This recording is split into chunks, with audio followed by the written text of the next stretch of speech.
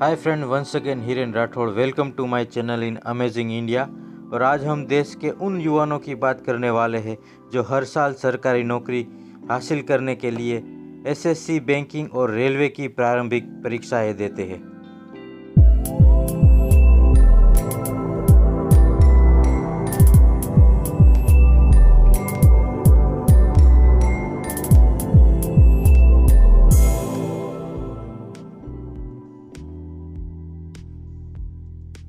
दोस्तों, अब से सरकार ने बैंकिंग, एसएससी और रेलवे अब इन तीनों विभागों को अलग अलग परीक्षाओं के सिस्टम को पूरी तरह से ख़त्म कर दिया है और इनकी जगह कॉमन एलिजिबिलिटी टेस्ट यानी कि सीईटी कराने का फैसला किया है।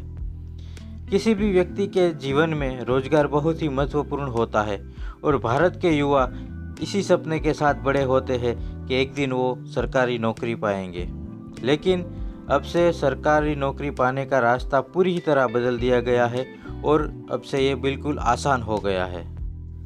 अब से बैंकिंग, रेलवे और स्टाफ सिलेक्शन यानी कि एसएससी की मुख्य परीक्षाओं में बैठने के लिए अलग अलग परीक्षाएं नहीं देनी पड़ेगी। अब तक इन विभागों के लिए 3 चरण में परीक्षाएं देनी होती थी।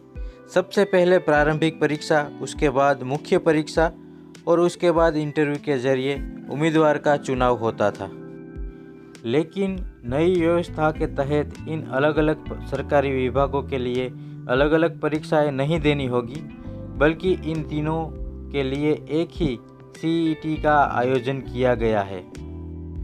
दोस्तों, पहले की बात करें तो हर प्रारंभिक परीक्षा के लिए अलग अलग आवेदन पत्र और अलग अलग परीक्षा केंद्र होते थे, लेकिन अब से एक ही परीक्षा केंद्र और एक ही आवेदन पत्र से काम चलेगा। केंद्र सरकार की कैबिनेट ने पहले की उलझी हुई सिस्टम को अब खत्म कर दिया है और कैबिनेट की बैठक में सीईटी करने के लिए नेशनल रिक्रूटमेंट एजेंसी यानी कि एनआरए का गठन की मंजूरी दे दी गई है।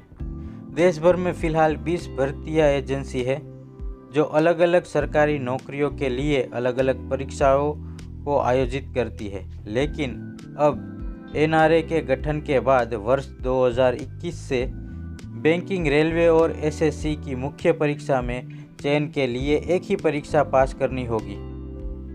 बाकी विभागीय परीक्षाओं को भी जल्द ही सीईटी के दायरे में लेने की तैयारी हो रही है।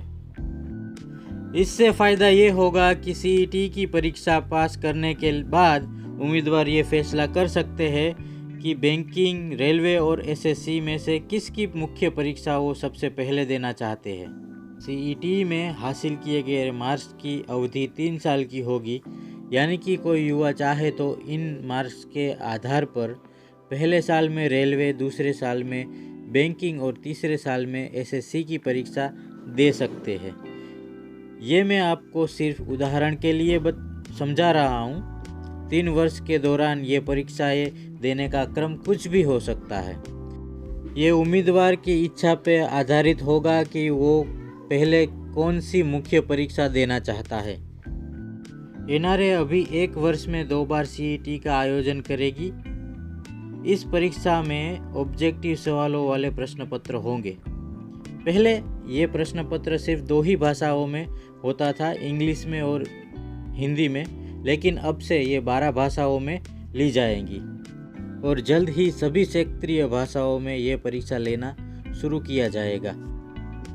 उम्मीदवारों को सबसे बड़ा फ़ायदा ये होगा कि इस 3 प्रारंभिक परीक्षा के लिए उन्हें सिर्फ एक ही आवेदन भरना होगा, यानी परीक्षा के लिए एक ही फीस देनी होगी, एक ही बार एग्ज़ाम में बैठना होगा, यानी समय और पैसे दोनों की बचत होगी।